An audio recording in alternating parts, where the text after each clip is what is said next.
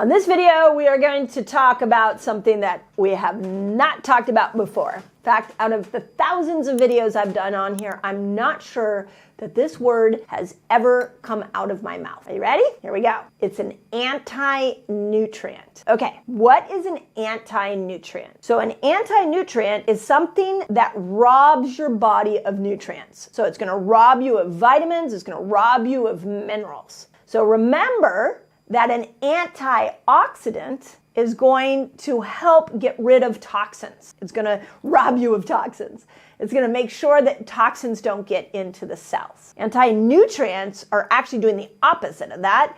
They are depleting you of certain vitamins and minerals. And I just want to say, for the sake of this video, that some of the worst anti-nutrients, and we gotta get this into everybody's mind, are some of the things that you are eating on a regular basis in the Western diet. So these are your refined flours, your refined sugars, your bad oils. Every time you are eating those, I know it tastes good, but what I want you to think about is you are depleting yourself of vitamins and minerals. So yes, every once in a while it's going to be okay, but over a long-term basis really sets you up for a whole host of health problems. So the first thing that I want to talk to you about, and I'm just going to clump them all into one category, is that I want you to avoid the Western diet, the Western standard diet. We used to call it the American standard diet, but unfortunately, our horrific diet has gone out into the rest of the world. And the Western standard of diet is the refined flours, the refined sugars, and the bad oils. That is the number one food category I just want you to get rid of because it's packed with anti-nutrients.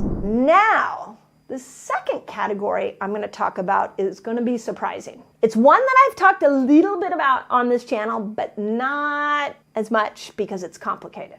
So a health food that typically can be an anti-nutrient is anything with lectin. Okay, I know all of you that have been like, I've been waiting for you to talk about oxalates and lectins. What is your opinion on lectins? Here's my opinion. We tend to think of lectins as being harmful to the gut. So a lot of people have small intestinal bacterial overgrowth. A lot of people who have digestive problems don't do well with lectins. And so we sort of put those people over there in a corner and we're like, well, sorry for you. Lectins might affect you and don't affect me. Well, unfortunately, they affect all of us. Now, I'm going to stick with me as I walk you through this process, and I tell you the worst offenders. And then I think what you're going to probably say to yourself or leave a comment for me in there is going to be, well, does that mean I need to get rid of all of those? No, I'm going to give you that solution. So let's just start here with this lectin idea. So lectins, remember, they have the reason that they're challenging is they're a defense mechanism that plants put out to protect themselves. That's all a lectin is. It's a defense mechanism so the poor plant can stay alive. Plants want to stay alive too, believe it or not. So they have this lectin quality that actually is toxic. And the way that it is toxic is that it can absolutely destroy our gut microbiome and it can pull nutrients out of our body, vitamins and minerals. Now, in nature, lectins, these plants that are high in lectins, are there to create a warning signal so that an animal doesn't come and eat it and destroy it. But when we eat it, it can destroy our microbiome and it can pull nutrients out. So there's a couple of categories of people that really need to think about no lectins. And I'm just going to put this out here. The first category is anybody with some gut inflammation. So those of you that have bloating, those of you that have chronic digestive issues, this is a stomach pain. You know, it's like years ago we were like, let's pull wheat and gluten out and see what happens. And at first the whole world was like, that's crazy. And then everybody started doing it because they saw that their gut improved. If you are having a gut challenge and you're really struggling and you can't seem to find a door out, try temporarily pulling these lectins out. So it will absolutely help bring some inflammation down. Now, the other category of people that I think is really important for us to talk about, and unfortunately is a growing category of people, is autoimmune diseases. So anybody with an autoimmune condition has a gut issue. So that's RA, that's psoriasis, that's Hashimoto's. All of these autoimmune conditions have there's a gut root cause. So if you're trying to improve that, how about you pull some lectins out? And I'm going to put in here a 2015 study found that lectins are especially damaging for people with an autoimmune condition. So if you have an autoimmune condition and you've thought you were free from the lectin debacle, might be time to just try 30 days without them. And I'll give you the worst ones here in a moment. But and let's see, how do your symptoms? I mean, try it on yourself. Be your own N of one. So there was also, I want to point out another study, a 2015 study referenced in below, I'll put down here, and here's a direct quote from the study, that because of their binding properties, lectins can cause nutrient deficiencies, they can disrupt digestion, and they can cause severe intestinal damage. Now, as I go through what the worst lectin offenders, if you are eating a lot of these, here's how I want you to think about this when you're applying it to your fasting lifestyle.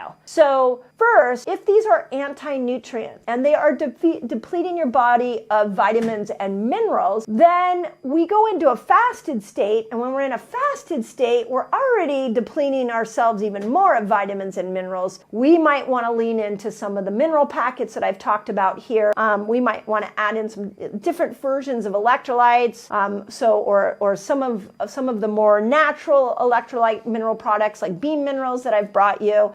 They might be of benefit in your fasting window so that you can bring those nutrient levels up. And one of the way you know that you might be low in vitamins and minerals is how you feel in the fasting window. If you feel horrible, it may be because you put yourself in this real nutrient deficit state. And part of that could be because you've been doing the Western standard diet and you've been eating lots of lectin. And so you're already deficient, and then you go into fasting and you feel horrible. So when we talk about adding some of these things in, awesome. But also when you go back to food, let's make sure that we're avoiding those things. Now, the list that I'm about to share with you has has about 7 different worst offenders for lectins. But what I want to explain to you is that if you love these foods, that you might try water-based cooking or boiling these foods. They have shown to kill 95% of lectin. So if you are soaking, even almonds, let's just talk about almonds for a second. They're one of the worst lectin offenders. So with almonds, what you might decide to do is soak them. And research shows about 5 hours or more of soaking these lectin-rich foods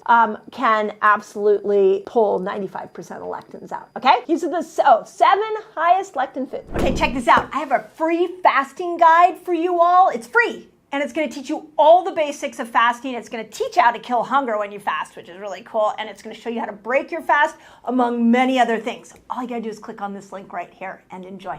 Number 1 is wheat. Now, I want to talk about wheat for a second because it's really hard to find good quality wheat. And some wheat is good, some wheat is bad. Most of it is bad. So when you're looking for wheat, the best wheat that you should be looking for are ancient grains. Something that says ancient grains means it's been sprouted. It hasn't been processed. So you want more of the ancient grain type wheat if you're going to go wheat. And then make sure that you're doing organic because you want to not have the pesticides sprayed on them. Pesticides, by the way, are an endocrine disruptor. So if you're trying to balance your hormones, let's get rid of the pesticides. Okay, second one, raw or roasted peanuts. So I talk a lot about nuts here, a ton about nuts on my channel. Nuts can be in a raw form, can have enzymes in them and prebiotic fibers in them that really support a healthy microbiome. But there is one nut I can't find anything good about, and that is the peanut. Except for when you're at the ballpark and you want to break them open and pop them in your mouth. That's a whole lot of fun, but it's not healthy. But it's good dopamine. That's what I like when I go to the ballpark. But outside of that, no peanut, because peanuts are so high in lectins, even in the raw form. So let's get rid of the peanuts. Okay, third one. This is one we need to have a long discussion about because this food has just been given, needs a PR team. And it's soybean. I was just out to dinner the other night and somebody was like, we were ordering something and we were talking about hormones in food, which happens a lot when you sit at a dinner table with me. And somebody's like, yeah, I know, no soybeans. Okay, go listen to the interview I did with Dr. Felice Gersh, who is my favorite functional integrative OB. And I brought her on the Resetter podcast. And we talked about foods that can support healthy estrogen production throughout the perimenopause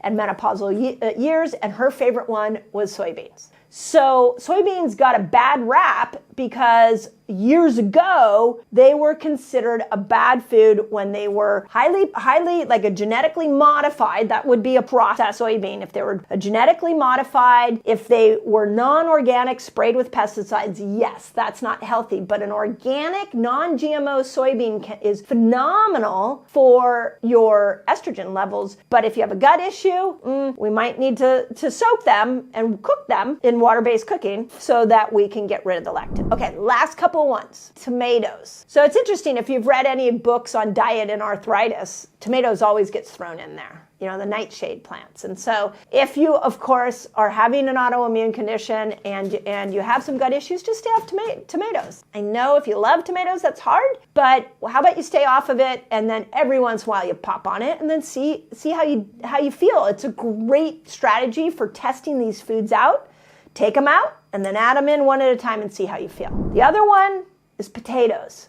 So you can boil potatoes. Water-based cooking destroys 95% of the lectins, so just boil your potatoes. Eggplants. So eggplant is another one. Again, we're talking about a nightshade plant. I know a lot of, like I just spent a month in Europe, and I know that on every menu I could find an eggplant. So again, just making sure that everything in moderation, that we're not eating eggplants all day long. And if you have an autoimmune condition, let's get rid of the eggplant. And then the last one is the red kidney bean. Now, if you're getting it from a can, yes, that can definitely, there's a lot of reasons why you don't want it from a can. But let's say we go back to, I really love this idea of water-based cooking, like boiling. If you boil your kidney beans, so why don't you make it from scratch? Get kidney beans, boil them, make them from scratch. And now you don't have the lectin problem. One of the things about nutrition that I really want you to think through is that we love absolutes.